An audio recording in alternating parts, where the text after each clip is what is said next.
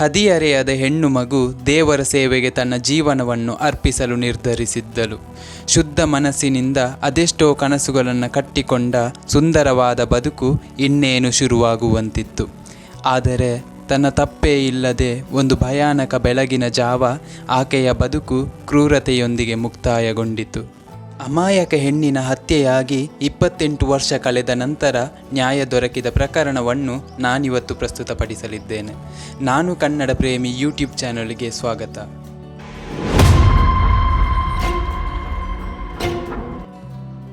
ವೀಕ್ಷಕರೇ, 1992 ಮಾರ್ಚ್ 27ರಂದು ಕೇರಳದ ಕೊಟ್ಟಾಯಂ ಜಿಲ್ಲೆಯ ಸೇಂಟ್ ಪಿಯರ್ಸ್ ಎಕ್ಸ್ ಎಂಬ ಕ್ರೈಸ್ತ ಆಶ್ರಮದಲ್ಲಿ ಪದವಿ ಪೂರ್ವ ವಿದ್ಯಾಭ್ಯಾಸ ನಡೆಸುತ್ತಿದ್ದ 19 ವರ್ಷ ವಯಸ್ಸಿನ ಸಿಸ್ಟರ್ ಅಭಯ ಎನ್ನುವ ಕನ್ಯಾಸ್ತ್ರೀಯೊಬ್ಬಳು ಆಶ್ರಮದ ಬಾವಿಯಲ್ಲಿ ಹೆಣವಾಗಿ ಪತ್ತೆಯಾಗಿದ್ದಳು. ಆರಂಭದಲ್ಲಿ ತನಿಖೆ ನಡೆಸಿದ ಸ್ಥಳೀಯ ಪೊಲೀಸರು ಇದನ್ನು ಆತ್ಮಹತ್ಯೆ ಎಂದು ಘೋಷಿಸಿತು. ಆದರೆ ಆಕೆ ಆತ್ಮಹತ್ಯೆ ಮಾಡಿಕೊಳ್ಳುವಷ್ಟು ಬಲಹೀನಳಲ್ಲ ಎಂದು ಬಲವಾಗಿ ನಂಬಿದ್ದ ಕುಟುಂಬಸ್ಥರು ಪಟ್ಟು ಹಿಡಿದಿದ್ದರಿಂದ ಈ ಕೇಸನ್ನು ರಾಜ್ಯ ಅಪರಾಧ ವಿಭಾಗಕ್ಕೆ ಹಸ್ತಾಂತರಿಸಲಾಯಿತು. ಆದರೆ 1993 ಜನವರಿಯಲ್ಲಿ ರಾಜ್ಯ ಅಪರಾಧ ವಿಭಾಗವು ಇದು ಆತ್ಮಹತ್ಯೆ ಪ್ರಕರಣ ಎಂದು ಮುಕ್ತಾಯ ವರದಿಯನ್ನು ಸಲ್ಲಿಸಿ ತನಿಖೆಯನ್ನು ಮುಚ್ಚಿ ಹಾಕುವ ಪ್ರಯತ್ನ ಮಾಡಿತು. ಇದರಿಂದ ರೊಚ್ಚಿಗೆದ್ದ ಜನರು ತೀವ್ರವಾದ ಪ್ರತಿಭಟನೆ ಮಾಡಿದರು. ಹಾಗಾಗಿ 1993 ಮಾರ್ಚ್ 23ರಂದು ಮಾನವ ಹಕ್ಕುಗಳ ಕಾರ್ಯಕರ್ತ ಜೋಮನ್ ಪುತೇನ್ ಪುರಕಲ್ ಅವರು ಈ ಪ್ರಕರಣವನ್ನು ನ್ಯಾಯಾಲಯಕ್ಕೆ ಕೊಂಡೊಯ್ದ ನಂತರ ಈ ಪ್ರಕರಣವನ್ನು ಸಿಬಿಐಗೆ ಹಸ್ತಾಂತರಿಸಲಾಯಿತು. 1996ರ ಸೆಪ್ಟೆಂಬರ್ನಲ್ಲಿ ಸಿಬಿಐ ತನ್ನ ಮೊದಲ ವರದಿಯಲ್ಲಿ ಈ ಪ್ರಕರಣವನ್ನು ಆತ್ಮಹತ್ಯೆ ಎಂದು ತೀರ್ಮಾನಿಸಿತು. ಆದರೆ ನ್ಯಾಯಾಲಯವು ಈ ವರದಿಯನ್ನು ತಿರಸ್ಕರಿಸಿ ಮರು ತನಿಖೆಗೆ ಆದೇಶಿಸಿತು. 1997 ಮಾರ್ಚ್ನಲ್ಲಿ ಸಿಬಿಐ ತನ್ನ ಎರಡನೇ ವರದಿಯಲ್ಲಿ ಪ್ರಕರಣವು ಆತ್ಮಹತ್ಯೆ ಅಲ್ಲ, ಕೊಲೆ ಎಂದು ವರದಿ ನೀಡಿತು.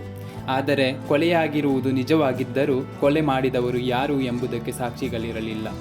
ನ್ಯಾಯಾಧೀಶರ ವಿವೇಕಯುಕ್ತ ಎಚ್ಚರಿಕೆಯನ್ನು ಪಾಲಿಸಿದ ಸಿಬಿಐ ಹೊಸ ತನಿಖೆಯನ್ನು ಪ್ರಾರಂಭಿಸಿತು.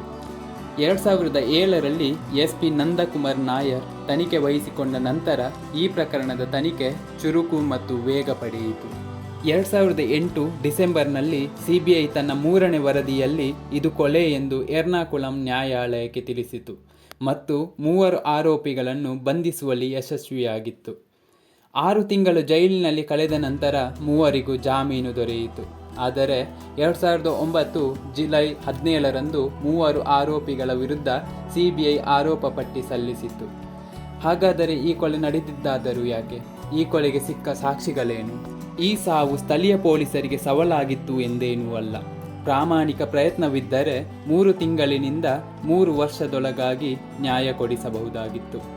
ಆದರೆ ಇಲ್ಲಿ ಧರ್ಮ, ಹಣ ಮತ್ತು ರಾಜಕೀಯದ ಒಟ್ಟಾರೆ ಶಕ್ತಿ ಹೊಂದಿದ್ದವರು ಮತ್ತು ಅದರ ಕಡೆ ವಾಲಿಕೊಂಡಿದ್ದ ಆರೋಪಿಗಳನ್ನು ಬಚಾವ್ ಮಾಡಲೆಂದೇ ಎಲ್ಲ ತಿಳಿದು ಕುರುಡರಂತೆ ಕೆಲಸ ಮಾಡಿದ್ದರು.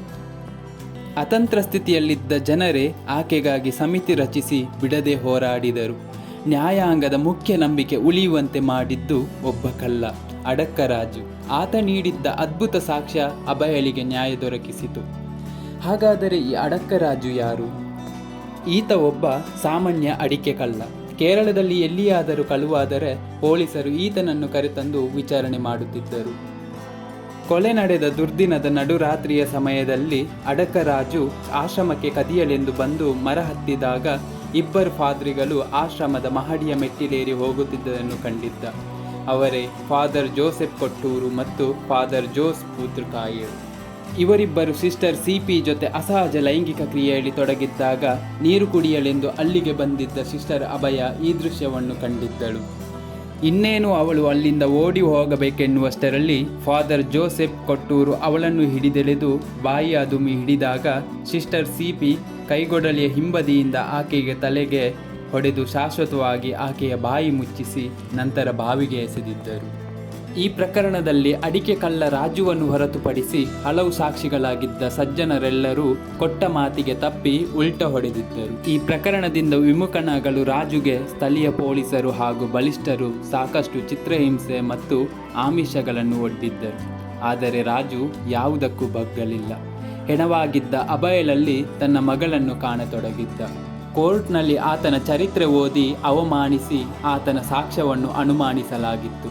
ಆದರೂ ನ್ಯಾಯಾಲಯ ಆತನ ಸಾಕ್ಷ್ಯವನ್ನು ಮಾನ್ಯ ಮಾಡಿತ್ತು. ಕಳ್ಳನಲ್ಲದೆ ಇನ್ನೊಬ್ಬ ಈ ಕೃತ್ಯವನ್ನು ಅಂತಹ ವೇಳೆಯಲ್ಲಿ ನೋಡಲು ಸಾಧ್ಯವಿಲ್ಲ.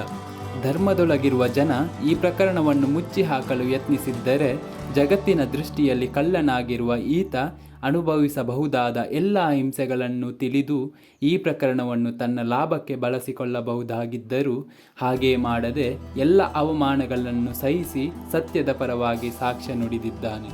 2018 ಮಾರ್ಚ್ನಲ್ಲಿ ಸರಿಯಾದ ಸಾಕ್ಷ್ಯಾಧಾರ ಕೊರತೆಯಿಂದಾಗಿ ಜೋಸ್ ಫಾದರ್ ಪೂತ್ರಕಾಯಿಲ್ ಅವರನ್ನು ನ್ಯಾಯಾಲಯವು ಬಿಡುಗಡೆ ಮಾಡಿತು. 2020 ಡಿಸೆಂಬರ್ 22ರಂದು CBI ವಿಶೇಷ ನ್ಯಾಯಾಲಯವು ಉಳಿದ 2 ಅಪರಾಧಿಗಳಿಗೆ ಜೀವಾವಧಿ ಶಿಕ್ಷೆ ಘೋಷಿಸಿತು.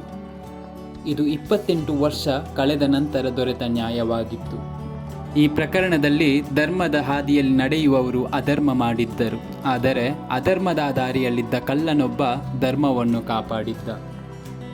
ಇದಿಷ್ಟು ಸಿಸ್ಟರ್ ಅಭಯಲ ಕಥೆಯಾಗಿದ್ದು, ಮುಂದಿನ ವಿಡಿಯೋದೊಂದಿಗೆ ಮತ್ತೆ ಭೇಟಿಯಾಗ್ತೇನೆ. ನಮಸ್ಕಾರ.